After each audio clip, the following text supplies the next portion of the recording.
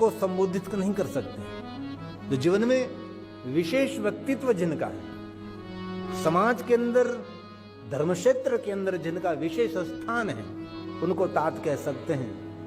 सबके लिए तात शब्द का प्रयोग कभी नहीं करना चाहिए। रामचरितमानस तुलसी ने हनुमान जी के लिए कहा, हे तात, आप हमारे सभी कार्य सुगमता से कर सकते हैं, दुर्गम से दुर्गम कार्य हो, लेकिन आपके लिए बहुत सरल है। ऐसे हमारे हनुमान जी महाराज हैं। आइए एक बार और बोलिए, साथ में मुखपाठ करने का प्रयास करें। जिनको कंठस्थ है उनको मेरा प्रणाम। आज मुझे विजय बहन ये पहना दिया, लाए जो नहीं पहनूं तो अभी उसके मन में ऐसा लगेगा मैं मेहनत करके लाया और पहना नहीं, बापू ने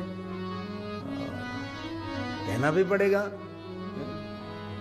और इतना मुझे बांध दिया है कि छोड़ना भी मुश्किल है, लेकिन सुंदर लग रहा है। कवन सो काज कठिन जग माही,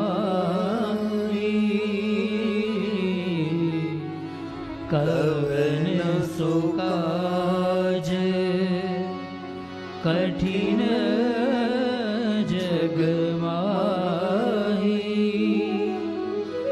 जो नहीं होई तात तुम पाई, जो नहीं होई तात तुम आप जैसे दयालु कौन हो सकते हनुमान जी महाराज। और बहुत हृदय से कहता हूं, कभी भी जीवन में कोई कष्ट न हो, लेकिन कोई कष्ट, कोई दुख, कोई व्याधि, कोई उपाधि, कोई ताप, कोई संताप, जीवन के सभी दुखों में से मुक्त करने वाले हमारे हनुमान जी महाराज हैं।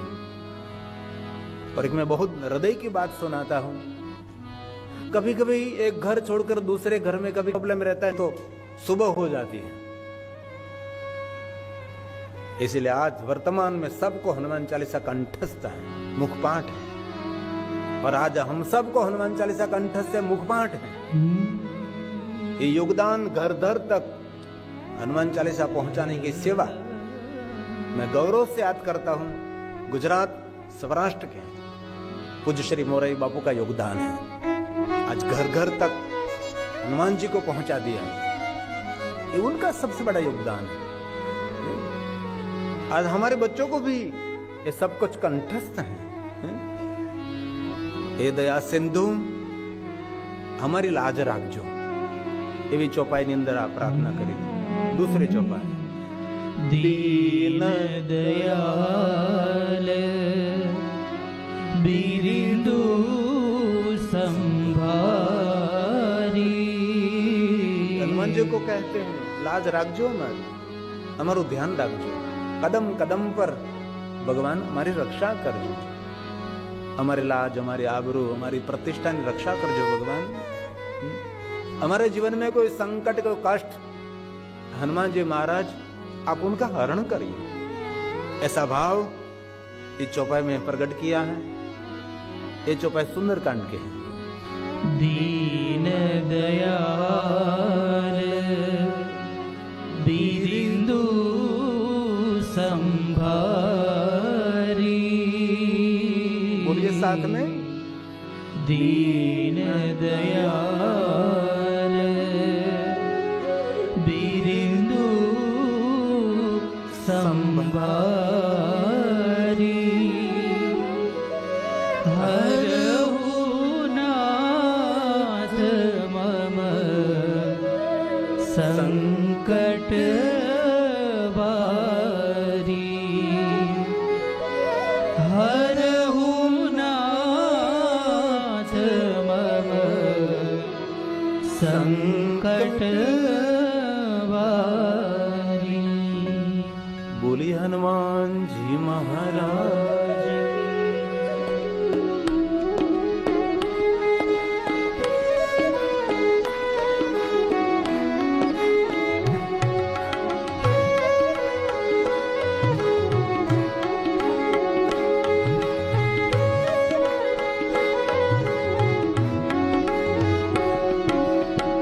अंजनी ना जाया हनुमान के समरू बजरंगी तमे अंजनी ना जाया हनुमान के समरू बजरंगी मारुति नंदन केसरी नंदन मारुति नंदन केसरी नंदन अंजनी ना जाया हनुमान के समरू बजरंगी तमे अंजनी ना जाया हनुमान के समरू बजरंगी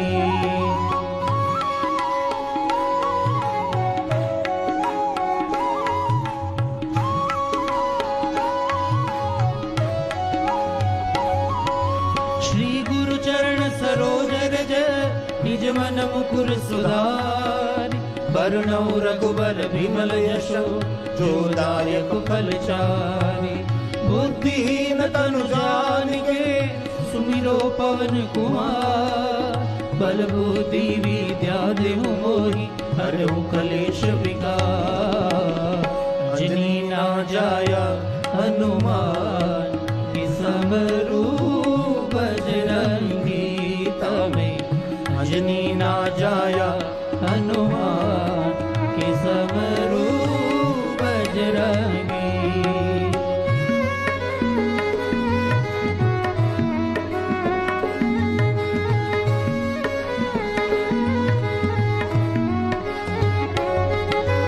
जय हनुमान ज्ञान गुण सागर जय कपीश तिहु लोक उजागर राम दूत अतुलित बल धामा अंजनी पुत्र पवन सुत नामा महावीर विक्रम बजरंगी कुमति निवार सुमति के संगी कंचन वर्ण विराज सुवेशा कानन कुंडल कुंचित केशा अंजनी ना जाया हनुमान के समरू बजरंगी तमे अंजनी ना जाया हनुमान के समरू बजरंगी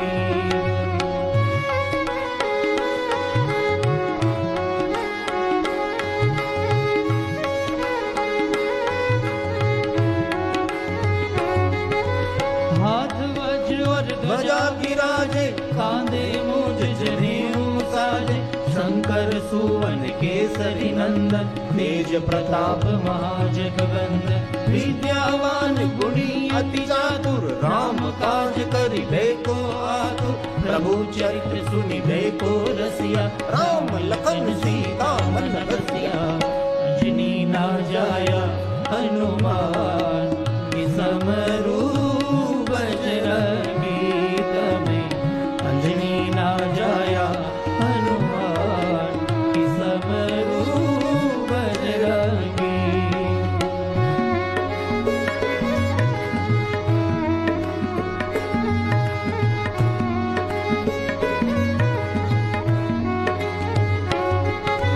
सूक्ष्म रूप धरि सिंह दिखावा विकट रूप धरि लंक जरावा भीम रूप धरि असुर सहारे रामचंद्र के काज सवारे लाए सजीवन लखन जियाए श्री रघुवीर हरष उर लाए रघुपति कीन्ही बहुत बड़ाई तुम मम प्रिय भरत सम भाई अंजनी ना जाया हनुमान के समरू बजरंगी तमे अंजनी ना जाया हनुमान के समरू बजरंगी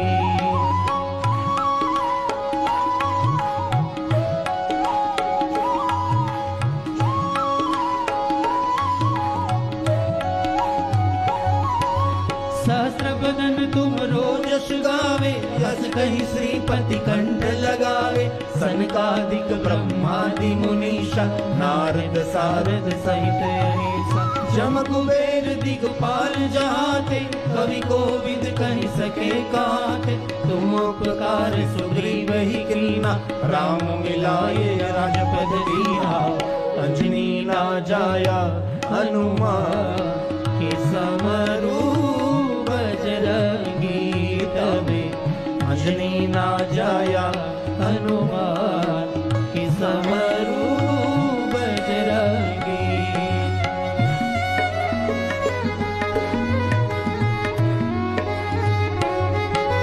तुम्हारो मंत्र विभीषण माना, लंकेश्वर भय सब जग जाना।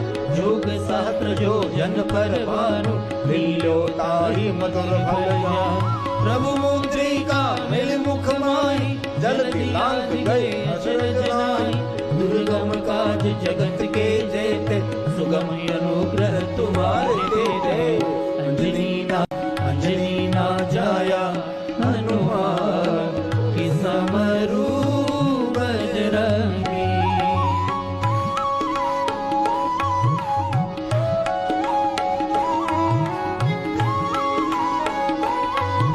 साथ में बोलने का प्रयास करें भाव से। राम दुआरे तुम रखवारे, होत न आज्ञा बिनु पैसारे। सब सुख लहे तुम्हारी शरणा, तुम रक्षक काहू को डरना। आपन तेज सहारो आपे, तीनों लोक हाँकते कापे। भूत पिशाच निकट नहीं आवे, महावीर जब नाम सुनावे। अंजनी ना जाया हनुमान की समरू बजरंगी। तबे अंजनी ना जाया हनुमान की समरू बजरंगी।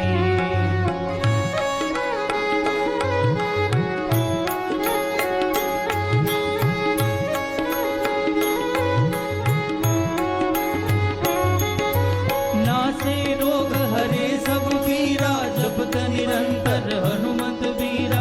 संकट से हनुमान छुड़ावे, मन क्रम वचन ध्यान जो लावे। सब पर राम तपस्वी राजा, तिनके काज सकल तुम साजा। और मनोरथ जो कोई लावे, सोई अमित जीवन फल पावे।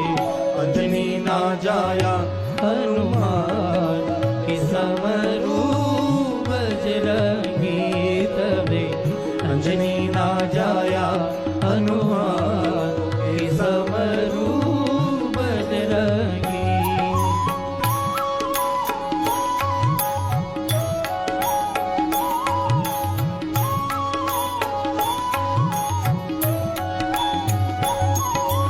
चारों जुग प्रताप तुम्हारा, हे प्रसिद्ध जगत उजियारा। साधु संत के तुम रखवारे, असुर निकंदन राम दुआरे। अष्ट सिद्धि नौ निधि के दाता, हसवर दीन जानकी माता। राम रसायन तुम्हारे पासा, सदा रहो रघुपति के दासा। अंजनी ना जाया हनुमान के समरू बजरंगी। तबे अंजनी ना जाया हनुमान की समरू बजरंगी।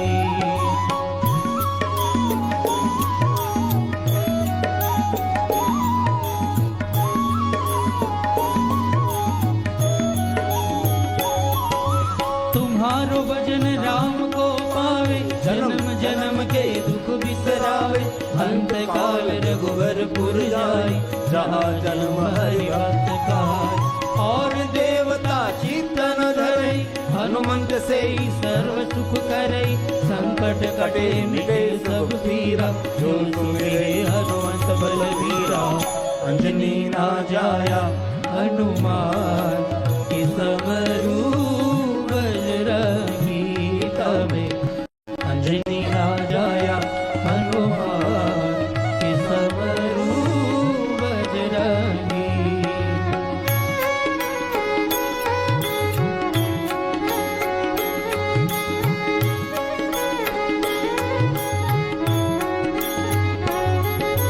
जय जय जय हनुमान गोसाई, कृपा करो गुरुदेव की नाई।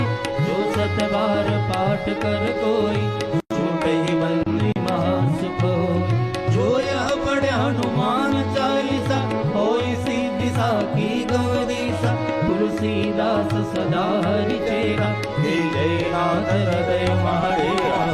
अंजनी ना जाया हनुमान की समरू बजरंगी।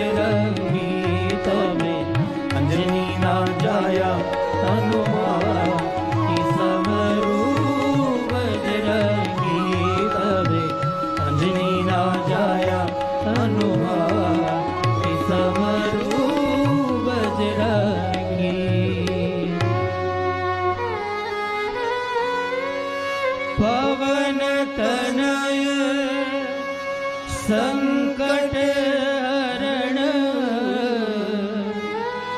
मंगल मूर्ति रूप राम लखन सीता सहित हृदय बसहु सुरभू। बोले हनुमान जी महाराज की जय। आइए शिव महापण कथा का हम प्रारंभ करेंगे।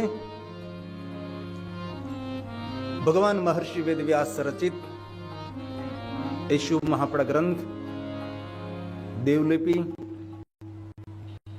हमारे ऋषि मुनियों की भाषा और देवताओं की वाणी ये संस्कृत में है, लेकिन मेरा देश भारत देश है, हमारे देश की राष्ट्रभाषा हिंदी है और मेरी मातृभाषा गुजराती है। इसलिए मदर टंग मातृभाषा की भी थोड़ी सेवा करता रहूंगा और ज्यादातर मैं कथा हिंदी में कहने का प्रयास करूंगा। क्यों?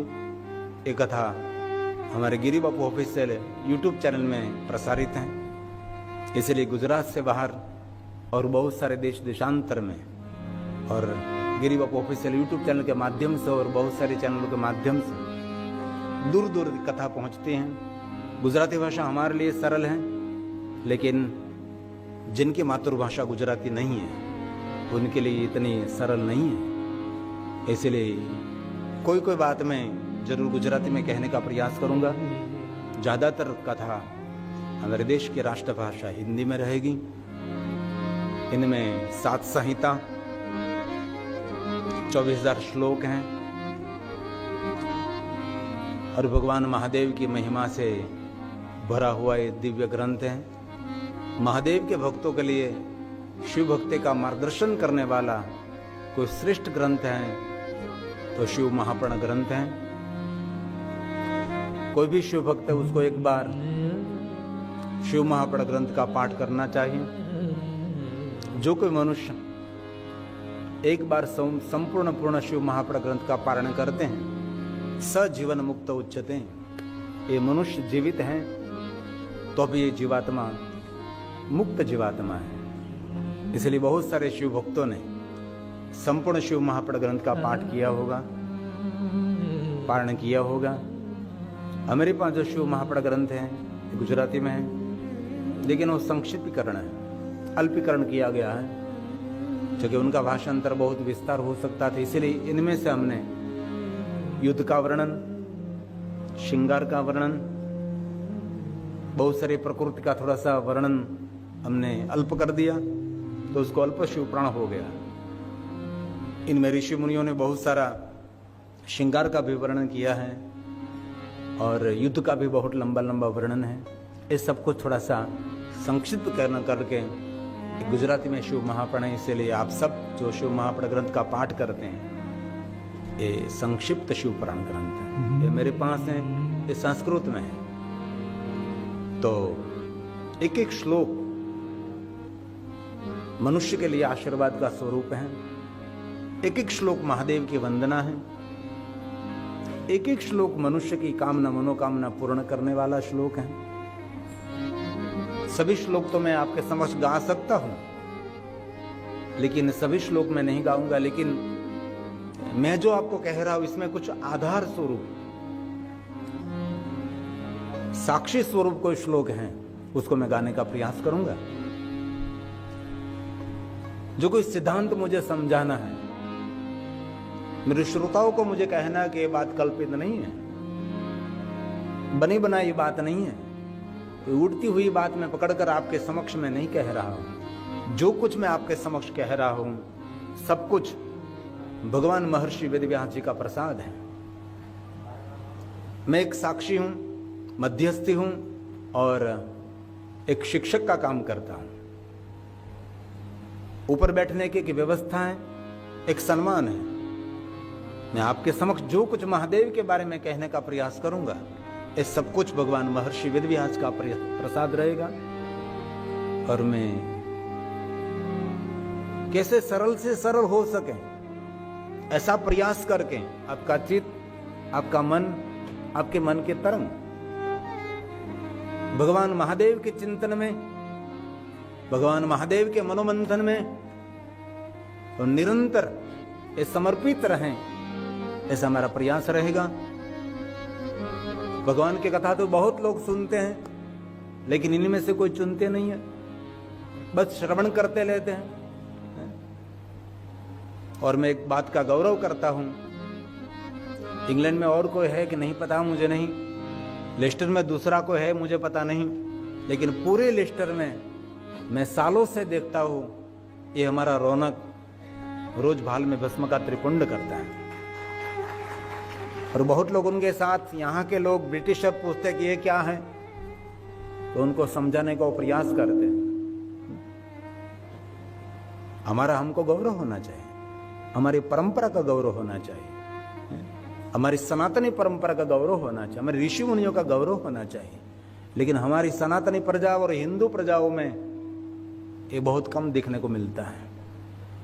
जो गैर हिंदू हैं उनको कोई उनका अनुसरण करने में कोई उसको शर्म नहीं लगती, लेकिन हमारे सनातनियों को अपने धर्म का कोई भी चिन्ह लगाना उनके लिए बहुत लज्जा लगती है उनको।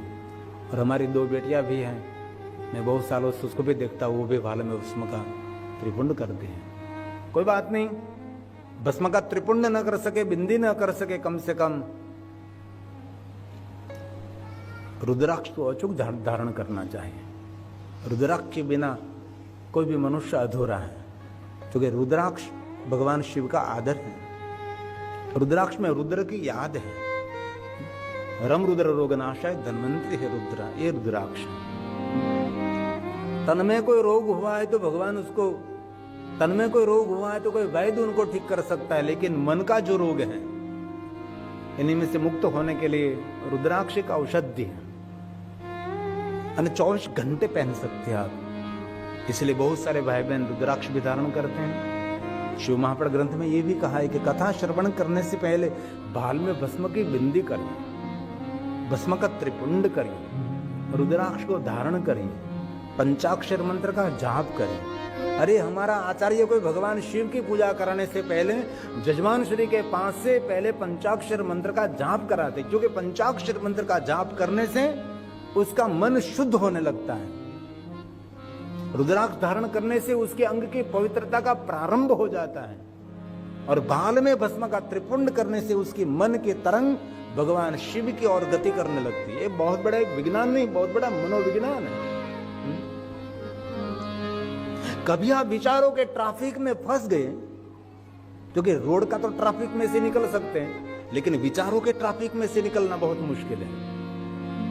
आजकल रोड पर ट्रैफिक कम है, लेकिन विचारों का ट्रैफिक बहुत है। हर कोई व्यक्ति विचारों से उलझा हुआ है। किसी को भी मिले, बच्चा तो विचार कर रहा है, किशोर भी विचार कर रहा है, युवा भी विचार कर रहे हैं, और वयोवृद्ध लोगों के पास तो विचारों की कोई कमी ही नहीं, और कुछ काम नहीं करते, विचार करते हैं। विचारों के ट्रैफिक में से जो बाहर निकलना है, तो भाल में भस्म का त्रिपुंड। जब नारद जी ने क्रोध किया था, शिव गुणों को श्राप दिया था और भगवान विष्णु का अनादर किया था, तब नारद का मन विचलित हो गया था। संपूर्ण नारद विचारों से एकदम भ्रमित हो गए थे। और कभी कभी हमारे जीवन में भी ऐसे पल आते हैं कि विचारों से हम भ्रमित हो जाते हैं। कभी कभी पूरी रात भी नींद नहीं आती, इतने विचार के थॉट आते हैं। एक विचार पूरा नहीं हुआ तो दूसरा विचार, और दूसरा विचार पूरा नहीं हुआ तो तीसरा विचार। चारों तरफ से विचार घेर लेते हैं। हर कोई व्यक्ति के जीवन में अनुभव है, अनुभूति भी है। उसमें लगा आप क्या जवाब देंगे उसको? हमारे पास कोई जवाब नहीं है उसके लिए। और अभी कोई बच्चे को समझाना है तो आप काल्पनिक नहीं समझा सकते, आप वैज्ञानिक समझाना पड़ेगा, रहना पड़ेगा। बाद में वो समझने के लिए तैयार होगा। अब कोई आधार विहीन बात आप उसको समझाने का प्रयास करेंगे तो आज के बच्चे स्वीकारने के लिए वो तैयार नहीं है। तो शिव महापड़ ग्रंथ महादेव के भक्तों के लिए बहुत बड़ा आशीर्वाद स्वरूप ग्रंथ है। तो कथा का मैं प्रारंभ करूं। प्रारंभ में तो बहुत सारा महात्म्य है, बहुत सारे श्लोक भी हैं। हमने इससे पहले की कथा में मैंने बहुत सारे श्लोक भी हैं। हमने इससे पहले की कथा में मैंने उनका बहुत सारा विस्तार किया था, और अगले मैंने जो कथा 2 करी और एक 5 दिन के लिए भी करी, और मुझे बहुत कुछ और भी आपको कहना है, इसलिए बहुत सारी बातें मैं संक्षिप्त कर देता हूँ, बहुत सारी बातें का विस्तार कर देता हूँ, क्योंकि 9 दिन में के 7 दिन में शिव महापुराण ग्रंथ को पूर्ण करना संभव ही नहीं, सर्वथा कभी नहीं हो सकता।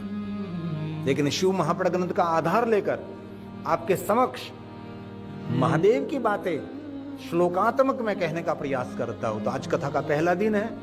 हम सब साथ में मिलकर भगवान महादेव का वांगमय स्वरूप शिव महापुराण ग्रंथ को प्रणाम करेंगे।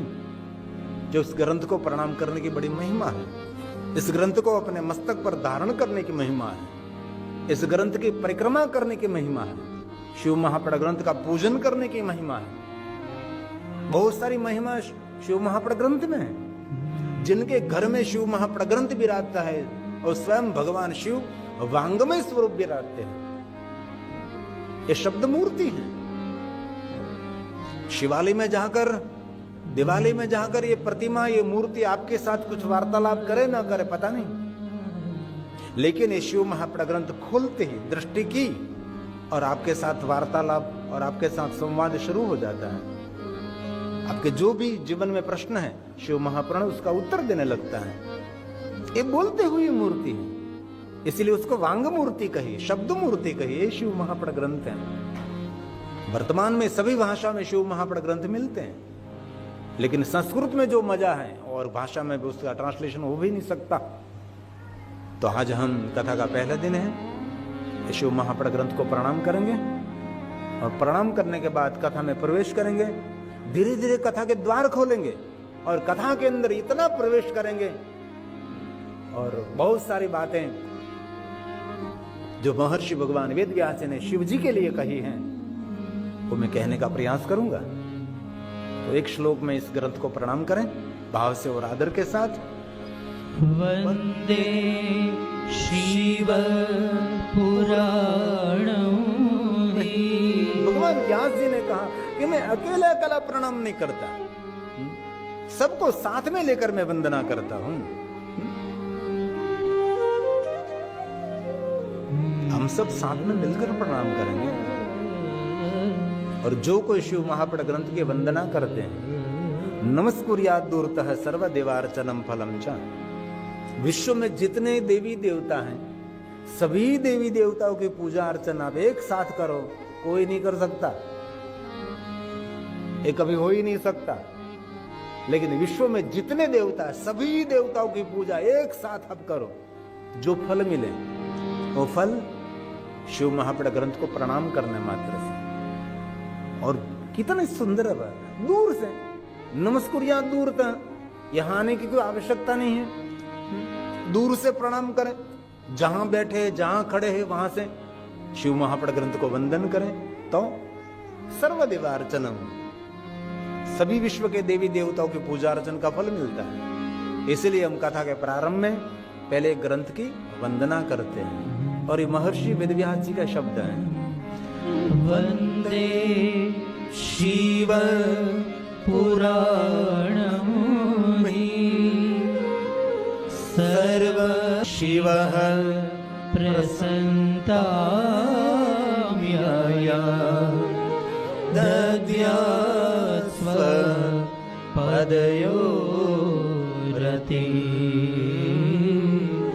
दद्यात् स्वपदयोरति। हे भगवान प्रसन्न नमः शिवाय नमः शिवाय नमः शिवाय। जो जपे पंचाक्षर मंत्र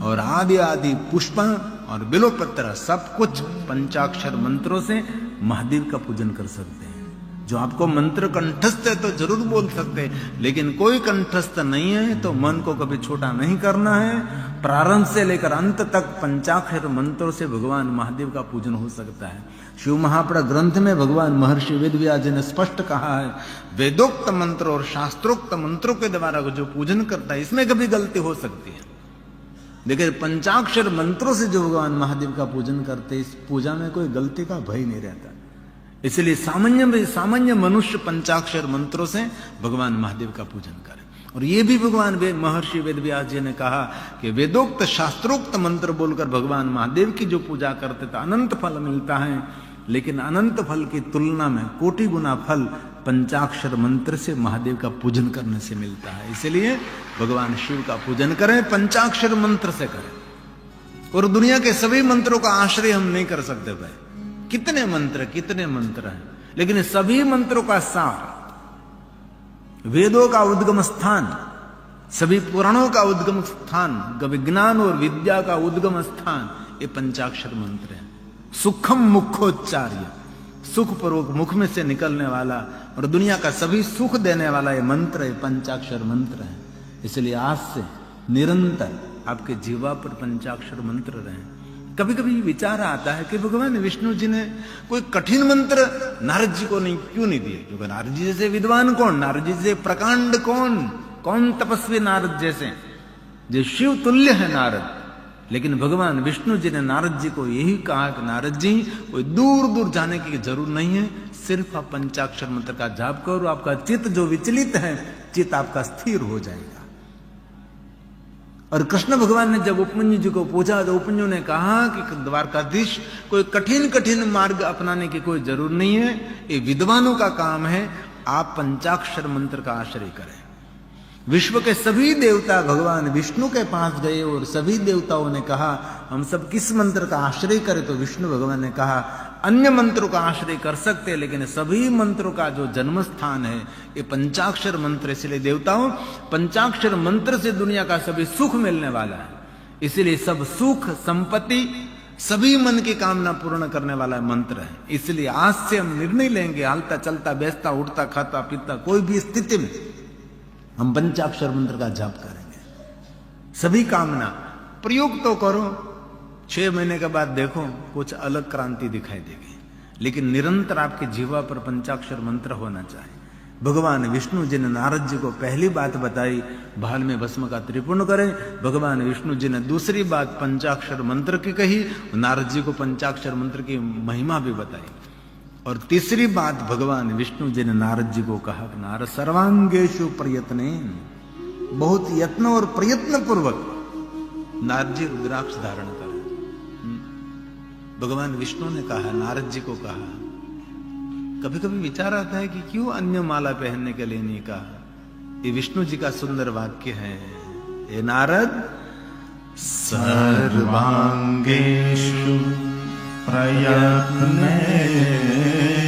प्रयत्न पूर्वक, पूरे अंग पर मतलब नाभि से ऊपर, नाभि से नीचे रुद्राक्ष नहीं पहन सकते। वैसे तो बहुत सारे विद्वान लोग कहते हैं कि नाभि से नीचे सुवर्ण भी नहीं पहनना चाहिए, लेकिन रुद्राक्ष को कभी गलती से नहीं, पैर में तो कभी नहीं पहनना चाहिए, बस अंतिम कटिबंधन में पहन सकते हैं रुद्राक्ष पूरे अंग पर। इसलिए भगवान विष्णु जी ने नारद जी को रुद्राक्ष पहनने के, रुद्राक्ष का औषधि है।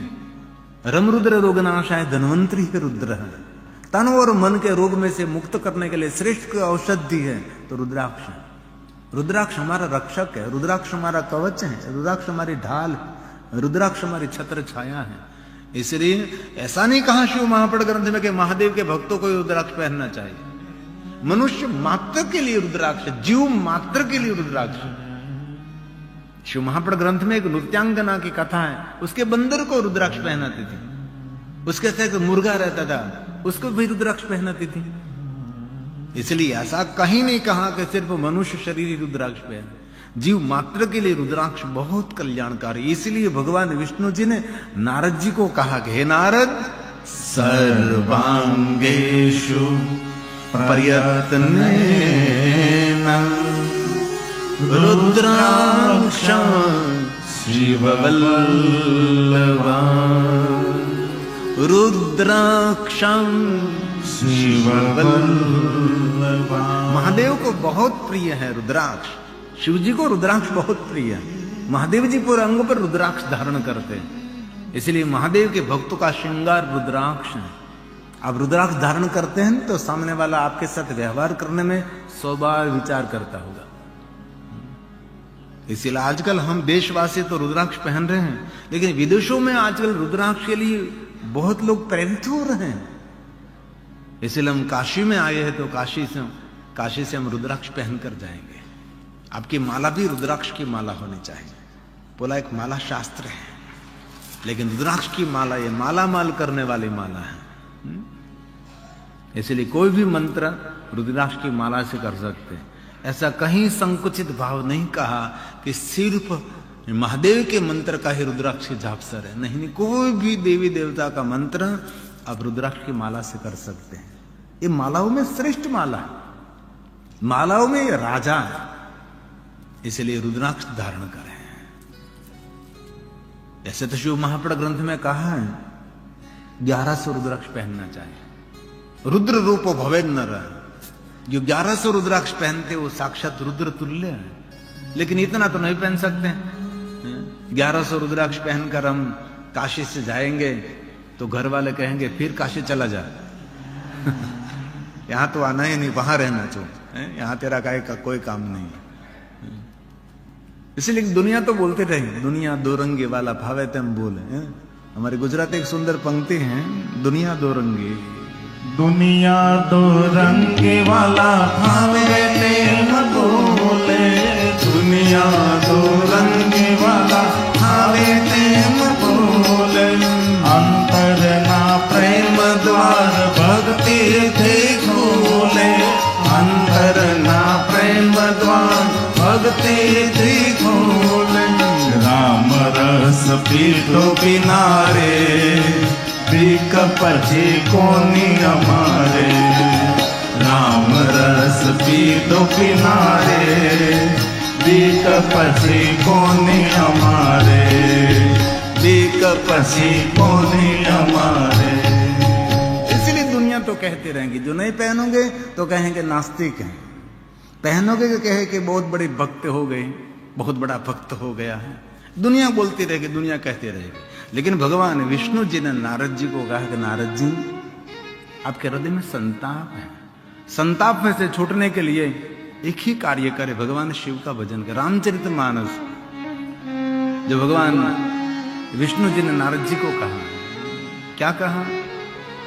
जब हो जाए, और दूसरे का नाम नहीं बताया, शंकर सतनाम।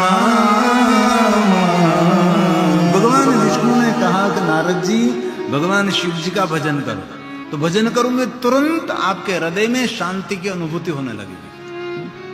हम सबको भी अनुभूति तो करनी चाहिए ना, कभी कथा सुनी तो कभी अनुभूति तो करें। 6 महीने निरंतर इस पंचाक्षर मंत्र का आराधन करें और लगातार रुद्राक्ष को धारण करें। कोई भी स्थिति में रुद्राक्ष को त्यागना नहीं है। जिस अपवित्रता का वर्णन यहां से मैंने न कर सको, ऐसी अपवित्र अवस्था में भी रुद्राक्ष पहन सकते आप। जन्म से लेकर मृत्यु तक रुद्राक्ष पहनने का, सदैव रुद्राक्ष धारिया शिव आज्ञा। शूद्र की नारी भी 24 घंटे रुद्राक्ष पहन सकती है। हर मनुष्य के लिए रुद्राक्ष केवल कल्याणकारी है, मंगलकारी है। हम काशी में से जाएंगे तो हम रोज भस्म की बिंदी करेंगे, भस्म का त्रिपुंड करेंगे, रुद्राक्ष को धारण करेंगे और पंचाक्षर मंत्र का जाप करें। 6 महीने ये करो। और शिव महापुराण ग्रंथ में ज्यादातर 6 महीने की अवधि दिखाए, 6 मास तक अवधि करें। और कोई सदगुरु को धारण करे तो भी 6 मास तक आप प्रतीक्षा करें। आपके जीवन में कुछ परिवर्तन दिखाई देता है, 6 मास में जो कुछ परिवर्तन दिखाई दे तो समझ लेना चाहिए यही आपके लिए ये सदगुरु का स्थान है। परिवर्तन दिखाना चाहिए। सदगुरु मिलना जीवन में वो बहुत बड़ी जीवन की उपलब्धि है। मिले को ऐसो संत फकीर पहुंचा दे भवदैया के तीर।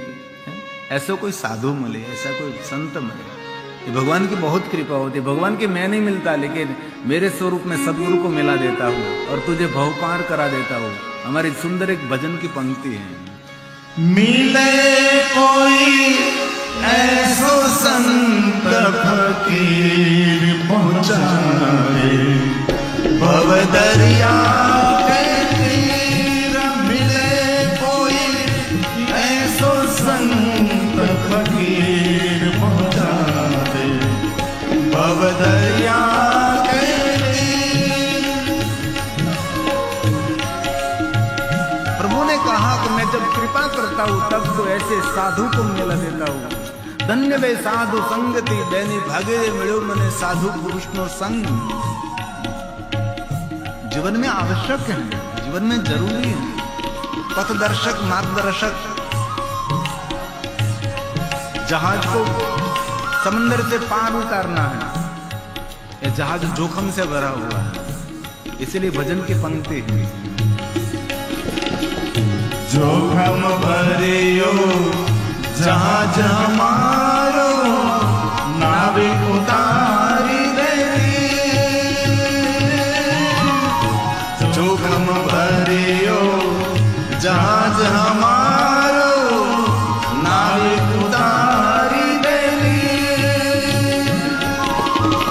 करनी किनारो कोई तो बता दे, करनी किनारो कोई तो बता दे, कोई हमारो पीर पहुंचा दे भव दरिया के तीर। मिले कोई ऐसो संत फकीर पहुंचा दे भव दरिया के तीर पहुंचा दे भव दरिया के तीर पहुंचा दे भव दरिया के तीर।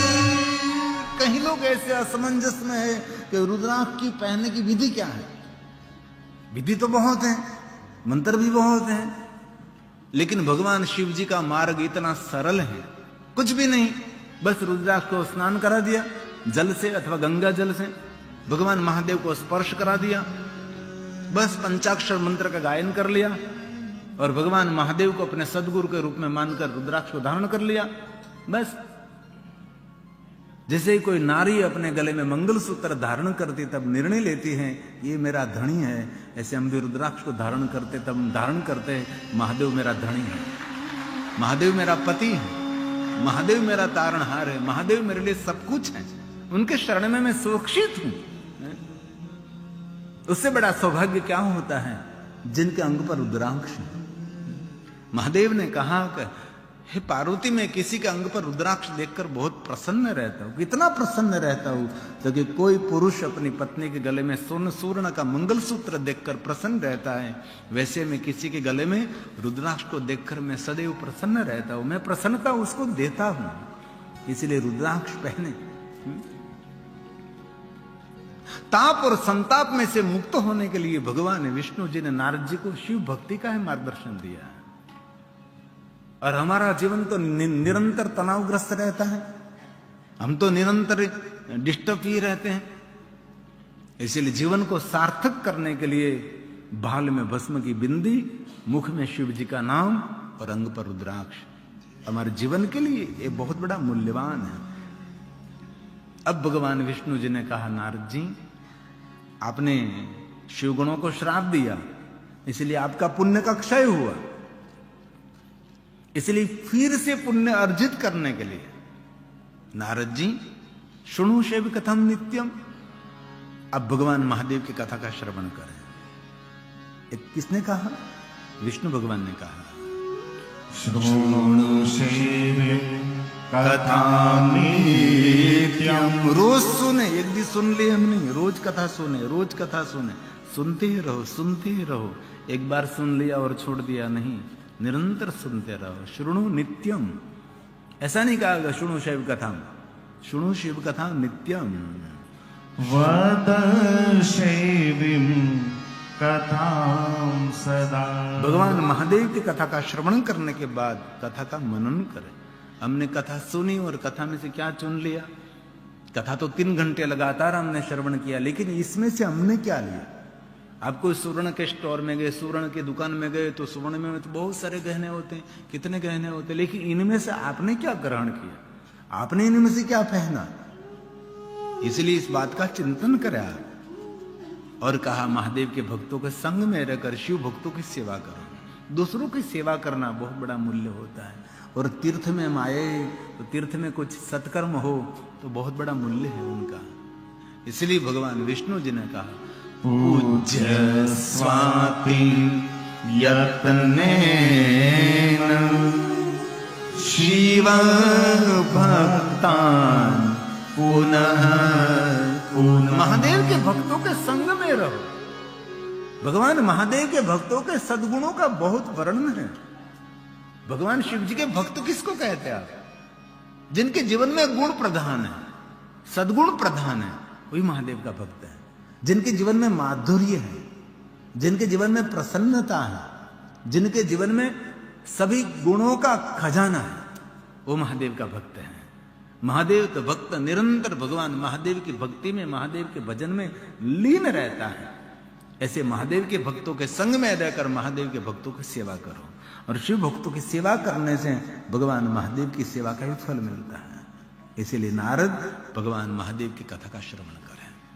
और नवोदय भक्ति में कथा श्रवण करना वो श्रेष्ठ भक्ति है। कथा सुननी चाहिए।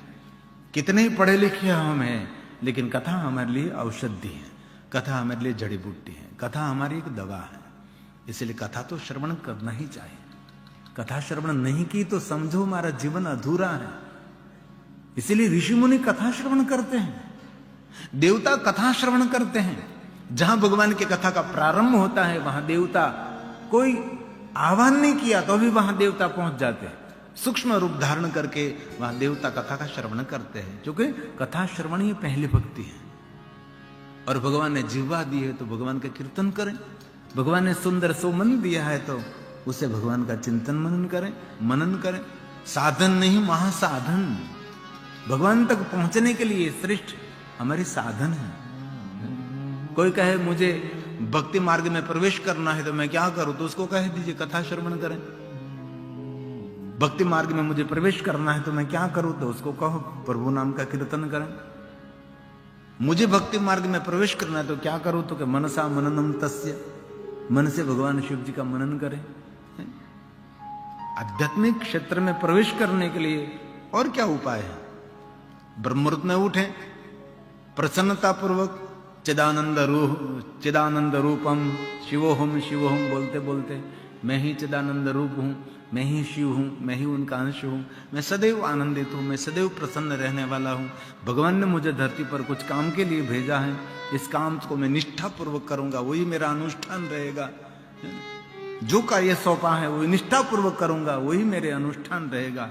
ऐसा भाव प्रकट करते हुए ईश्वर को याद करते करते अपने दिन का प्रारंभ करें। और जितना समय मिले इतने समय प्रभु की कथा का श्रवण करें। आध्यात्मिक मार्ग में प्रवेश करने के लिए करे तो करें, क्या करें? व्यायाम करें, प्राणायाम करें, मानसिक आरोग्य को अर्जित करें और शारीरिक आरोग्य का जतन करें। दोनों आरोग्य के साथ भगवान का भजन, अर्चन, पूजन निरंतर करते रहें। नारद जी ने भगवान विष्णु को कहा कि भगवान आपने मुझे कथा श्रवण के लिए कहा, तो मैं कथा सुनने के लिए कहां जाऊं? तब भगवान विष्णु जी ने नारद जी को कहा कि नारद, कथा श्रवण करने के लिए कोई दूर जाने की जरूर नहीं है, आप आपके पिता ब्रह्मा के पास जाओ। तो भगवान विष्णु जी ने ब्रह्मा के कहा, तो नारद जी भगवान विष्णु को प्रणाम करते हुए, शिव जी का स्मरण करते हुए ब्रह्मलोक में गए। पितामह ब्रह्मा जी को प्रणाम किया, साष्टांग प्रणाम किया, दंडवत प्रणाम किया, ब्रह्मा जी की परिक्रमा की, फिर से प्रणाम, फिर से साष्टांग और फिर से दंडवत किया। यही शिष्टाचार, वडिलों के साथ कैसा हमारा व्यवहार होना चाहिए, ये नारद जी सिखा रहे हैं। एक बात कहूं, आप देवताओं की पूजा करो, अर्चन करो, दान करो, सेवा करो, यज्ञ करो, तीर्थ यात्रा करो, लेकिन सभी का फल कहां से मिलता है पता? पूजा अर्चन का, देव दर्शन का, यज्ञ का, दान का, तीर्थ यात्रा का, कथा श्रवण का पुण्य कहां से मिलता है? आपके घर में जो बुजुर्ग हैं उनकी सेवा करने से सब पुण्य आपको घर में से मिल जाएगा। लेकिन जो करना है वो कर नहीं सकते हो, दूर दूर तक पुण्य लेने के लिए जाते हैं। और शिव महापुराण ग्रंथ में तो स्पष्ट कहा है, बुजुर्ग माता पिता को अपने घर में रखकर जो तीर्थ यात्रा करता है उनको तीर्थ यात्रा का फल नहीं मिलता। जो वयोवृद्ध माता पिता घर में हैं उनने कभी कहीं यात्रा नहीं की और आप यात्रा करने के लिए निकल गए, वो तो होती तो उनको कोई पुण्य नहीं मिलता। पुण्य मिलता है अपने वयोवृद्ध माता पिता को यात्रा करने से। और काशी के लिए तो ऐसा कहा है, कोई संतान अपने माता पिता की काशी की यात्रा करा देता है, वो संतान जन्म से जीवन से सफल है। एक काशी की यात्रा है। और बाद में कहा, कोई मनुष्य कोई विप्रजन को काशी की यात्रा कराते हैं, उसको अनंत पुण्य मिलता है। बहुत सारे ऐसे विप्रजन बालक होते, ब्राह्मण होते हैं जो काशी की यात्रा नहीं कर सकते, उसको काशी की यात्रा कराओ, बहुत बड़ा पुण्य है। हमने 2 साल पहले ऋषिकेश में कथा करी थी। हमारे बोटाद गांव में बोटादरा परिवार है, जो कि बोटाद गांव का तोरण उस लोगों ने बांधा था। बोटाद गांव की शुरुआत इस परिवार ने की थी, इसलिए उसके सरनेम हुई बोटादरा, जिन्होंने बोटाद गांव की स्थापना की थी। इस परिवार ने उसके समाज में से, गांव में से ऐसे लोगों को एकत्र किया कि जिन्होंने कभी गंगा की यात्रा नहीं की, जिन्होंने कभी गंगा स्नान नहीं किया, ऐसे लोगों को एकत्र किया और 800-900 भाई बहन को एकत्र किया। और गांव से लेकर ऋषिकेश, ऋषिकेश से लेकर गांव तक आने जाने की व्यवस्था, और 9 दिन यहाँ रहने की व्यवस्था, 9 दिन भोजन की व्यवस्था, सब प्रकार की सुंदर व्यवस्था के साथ इस बोटादरा परिवार ने ऋषिकेश में और सुंदर जानकी झूला के पास कथा का आयोजन किया था। जिन्होंने सपना देखा था कभी हम गंगा का स्नान करेंगे, ये जो कथा के दृश्य आप अंश देख रहे हैं ये उसकी कथा के हैं। ऐसे बहुत लोगों को मैंने दुनिया में देखा है। आज से हमारी लगभग 7वीं कथा थी। कितने साल बीत गए हुए, 7वीं कथा। तब तो कनु भाई आप भी मेरे साथ नहीं थे। हमारे कनु भाई हरियाणा का प्रवेश हुआ 97वीं कथा, 97 की कथा हरिद्वार में थी, कनखल में। तब ये पहले जो मेरे गायक कनु भाई हरियाणा बैठे हैं, 97वीं कथा में से उसका प्रवेश हुआ। तो मेरी 7वीं कथा थी, तो मैं 7 दिन में पूरी शिव महापुराण कथा कर देता था। 7 दिन में ज्योतिर्लिंगों की कथा भी करता था। 7 दिन में शिव महापुराण कथा पूरी और 7 दिन में ज्योतिर्लिंगों की कथा भी पूरी कर देता था। मैं कैसे, खबर नहीं कैसे विस्तार करता होगा, राम जाने। तो 7वें दिन मैंने ज्योतिर्लिंगों की कथा का प्रारंभ किया था कि मैं आज आपको ज्योतिर्लिंग की कथा कहूंगा।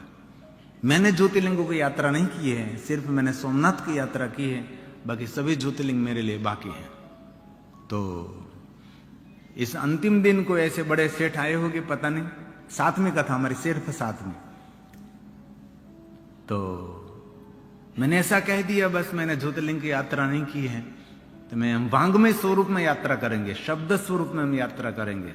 इस 12 ज्योतिर्लिंग की कथा सुनने से 12 ज्योतिर्लिंग की यात्रा का फल मिलता है, ऐसा मैंने बोल दिया। तो सेठ कथा के बीच में खड़े हो गए, ऐसे किया। मैं जो उसको कुछ बोलना था तो मैंने कहा बोलो सेठ बाबा। छोटी सी आयोजन था, बस स्टेज की इतनी जगह में होगी। कितने श्रोता हो गए? लगभग 150 के आसपास श्रोता रहे होंगे। और मेरी व्यासपीठ भी नीचे थी, स्टेज नहीं था, नीचे व्यासपीठ, आसपास में श्रोता बैठते थे।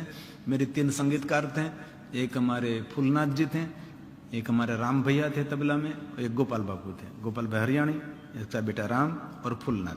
3 संगीतकार मेरे, मंजीरा, हारमोनियम और तबला। मैंने कहा बोलो बाबा जी, सेठ जी। सेठ जी ने कहा कि आपने 12 ज्योतिर्लिंग की यात्रा नहीं की है और वांग्मय स्वरूप में यात्रा करने जा रहे हैं। तो मैं कलकत्ता से आया हूं और कल ही मैं कलकत्ता से अमरेली आया, और किसी ने मुझे बताया कि भीमनाथ महादेव मासियाड़ा महादेव की कथा चल रही, तो मैं तुरंत यहाँ कथा सुनने के लिए मैं पहुंच गया। तो ये कथा पूर्ण होने के बाद आपके पास जितना समय, इतने समय 12 ज्योतिर्लिंग की यात्रा की व्यवस्था मैं स्वयं करूंगा, आप 12 ज्योतिर्लिंग की यात्रा के लिए निकलें। और उनकी ओर से मैंने सभी ज्योतिर्लिंगों की यात्रा की थी। उसने हमारी पूरी व्यवस्था कर ली थी, गाड़ी की व्यवस्था, रहने की, भोजन की, सभी सुविधा लेकर तब मैंने ज्योतिर्लिंग की यात्रा कर ली थी। बाद में तो कथा के माध्यम से ज्योतिर्लिंग की यात्रा का प्रारंभ किया। इसलिए कोई कभी किसी को यात्रा कराना वो भी बहुत बड़ा पुण्य है। इसमें हमारे सभी, मेरे उमेश भाई नंदा परिवार से बहुत सारे परिवार उमेश भाई की ओर से आए हैं। यहाँ रहने की व्यवस्था, भोजन की व्यवस्था, सब मेहमानों की व्यवस्था इस उमेश भाई ने की है। तो आपको तो पुण्य मिलेगा, लेकिन आपका पुण्य कम नहीं होगा। आप जो यहाँ काशी निवास कर रहे हैं आपको तो पुण्य मिलेगा, लेकिन आपका पुण्य कम नहीं होगा। लेकिन आपसे अधिक पुण्य के अधिकारी ये उमेश भाई नंदा परिवार है, क्योंकि काशी की यात्रा करा रहे हैं और हम सब कथा सुन रहे हैं। पुण्य की वृद्धि हो रही है, हमारा पुण्य कम नहीं हो रहा, लेकिन जिनके माध्यम से हम सबको कथा श्रवण करने का अवसर मिल रहा है उनको अनंत पुण्य मिलता है। इसलिए घर में बुजुर्ग है तो उसका बहुत आदर करें, बहुत सेवा करें, बहुत सेवा करें। यहां से हम दृढ़ संकल्प करके जाएंगे, अरे आसपास में कोई बुजुर्ग रहता है उसकी भी सेवा करो। एक मुझे एक युवा मिला था तो मुझे पूछ रहा था कि मेरा सब कुछ ठीक नहीं चल रहा है तो मैं क्या करूं। तो मैंने कहा कि आपको क्या करना है, कोई अनुष्ठान बताए। तो मैंने एक ही अनुष्ठान उसको दिखाया, तो तेरा भाग्य खोलना है, तेरा सब कुछ ठीक करना है तो एक काम कर, तेरे घर में दादा दादी है? तो कहा ना, मेरे घर में तो कोई दादा दादी बाबा पूजी कोई नहीं, मैं अकेला हूँ और मेरी पत्नी और 2 बच्चे हैं। तो एक काम कर, तेरे मोहल्ले में जितने वयोवृद्ध रहते हैं उनकी सेवा में आज से लगदा, उनसे बड़ा कोई अनुष्ठान नहीं है। इसमें से कोई बुजुर्ग का आशीर्वाद मिल जाएगा, तेरा भाग्य खुल जाएगा। और बहुत सालों के बाद मुझे अभी मिला था तो कहता था बापू कथा करने का अवसर आप दीजिए। इतना सामर्थ्य उनको मिल गया कि कथा करने का आयोजन कर सकें, कथा का आयोजन कर सकें, क्योंकि भाग्य खुलता है। बुजुर्गों की सेवा करने से, वयोवृद्ध व्यक्ति की सेवा करने से, बच्चों को प्रसन्न करने से। कभी बाल मंदिर में भी जाइए, जब बच्चे छोटे छोटे बच्चे पढ़ते हैं वहां खिलौने का दान कर। शिवपुराण ग्रंथ में कहा बच्चों को खिलौना अर्पण करने से बच्चे बहुत प्रसन्न रहते हैं, बालक बहुत प्रसन्नता पूर्वक अंदर से आशीर्वाद देते हैं। ऐसे बहुत सारे सत्कर्मों का वर्णन है। कभी छोटे छोटे झोपड़े हैं वहां जाइए, कभी रोड पर जा रहे हैं तो रोड पर रोड बनाने का काम कर रहे हैं सभी मजदूर, उसके बच्चे हैं, उनको कपड़े पहनाइए। भगवान को तो रोज हम सुंदर सुंदर वाघा पहनाते हैं, भगवान बाल गोपाल के सामने हम खिलौने करते, खिलौने खेलते, बहुत बहुत कुछ करते हैं, लेकिन ऐसा भी कभी कुछ करें। नारद जी ने सुंदर पिता ब्रह्मा के साथ व्यवहार किया। ब्रह्मा जी को हाथ जोड़कर कहा कि हे पितामह ब्रह्मा जी, आप मुझे महादेव की कथा कहिए। तब ब्रह्मा जी उनके आसन से खड़े होकर पुत्र नारद को प्रणाम करने लगे। तब नारद के मन में संशय हुआ कि मुझे मेरे पिता क्यों प्रणाम कर रहे हैं। नारद ने पूछ लिया कि पिता ब्रह्मा, मैं आपका बेटा हूं, मैं आपको प्रणाम करूं, ये तो हमारी परंपरा और हमारा धर्म कर्तव्य है, लेकिन आप मेरे पिता होकर मुझे क्यों प्रणाम करते हैं? मेरे मन में कोई संशय हो रहा है। ब्रह्मा जी ने नारद जी का पहला संशय दूर कर दिया कि हे नारद, आप मेरे पुत्र हैं, मुझे पता है, लेकिन कोई भी मनुष्य के मुख में से ऐसा शब्द निकले कि मुझे महादेव की कथा सुननी है, इसी समय वो मनुष्य दर्शनीय है, प्रणाम करने के लिए योग्य है। मुख में बोलने मात्र से कि मुझे महादेव की कथा श्रवण करनी, इतना बोलने मात्र से वो प्रणम्य है। विराजिए नारद, मैं आपको भगवान महादेव की कथा कहता हूं। ब्रह्मलोक में भगवान महादेव की कथा का प्रारंभ होगा। और ब्रह्मा ने कहा, नारद, लोक हित कर लिए, लोक कल्याण के लिए, लोका नाम हित काम्य, जगत हित के लिए मैं आपको भगवान महादेव की कथा कहूंगा। कथा क्यों? जगत हित के लिए, लोक हित के लिए,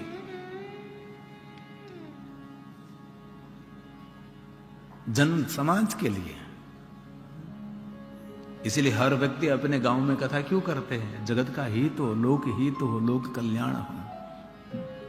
यहां तो बहुत हमारी कम संख्या, इतनी बड़ी संख्या है नहीं। हम जितने आए हैं यात्री, क्योंकि यात्रा धामों में श्रोताओं की संख्या जितने साथ में इतने श्रोता सुनते हैं, बहुत लोग नहीं भी आते। हरिद्वार में भी ऐसा होता है, लेकिन हमारे गांव में जब हम कथा करते हैं तो उसका रूप, उसका स्वरूप बहुत बड़ा हो जाता है। इसीलिए लोकहित के लिए कथा सुनकर सब अपने जीवन को परिवर्तन नहीं करते, लेकिन बहुत लोग कथा सुनने के बाद अपने जीवन में कुछ नए नियम को धारण करते, अपना कोई नया जीवन शुरू कर देते हैं। इसलिए ब्रह्मा जी ने कहा, नारद लोकहित के लिए मैं भगवान महादेव की कथा कहूंगा। हे नारद, हे नारद, हे साधु, हे साधु। भो ब्रह्मन् साधु पुष्टो त्वया विबुध सकर्मा लोकोपकारिणा नित्यं। लोकहित के लिए, लोकानां हितकाम्यया लोकानां हितकाम्यया। लोकहित के लिए, जगत हित के लिए हे नारद जी मैं आपको भगवान महादेव की कथा कहूंगा। लेकिन मैं शंकर भगवान की कथा का प्रारंभ करूं इससे पहले मैं महादेव को प्रणाम कर लूं। ब्रह्मा जी ने नारद के समक्ष भगवान महादेव की वंदना की है। जीवन में शिव की वंदना करने से वेदनाओं में से मनुष्य मुक्त हो जाता है। पूजा करने से मनुष्य का मन प्रफुल्लित रहता है। इसलिए कभी भगवान महादेव की पूजा करनी चाहिए, अर्चन करना चाहिए, अनुष्ठान करना चाहिए, विशेष प्रकार से भगवान की कथा सुननी चाहिए, किसी की सेवा करनी चाहिए, किसी को दान करना चाहिए। जितना हो सके इतना अनुष्ठान, उपासना, अर्चन, दर्शन, मंत्र, जाप इतना करना चाहिए। जीवन खाने पीने में, धन एकत्र करने में कभी जीवन को इतना बिताना नहीं चाहिए, क्योंकि आत्मकल्याण के लिए जो मनुष्य कुछ नहीं करता उस मनुष्य को आत्मघाती कहा है। वही आत्महत्यारा है। अपने स्वयं के लिए कुछ भी नहीं करता, बस खाने पीने में, घूमने फिरने में, भोग विलास में अपने जीवन को पूर्ण कर देता है, उसको आत्महत्यारा कहा है। ब्रह्मा जी ने नारद के समक्ष भगवान शिव जी को प्रणाम किया है, नमस्कार किया है। नमोस्तनंत रूपाय नीलकंठ नमो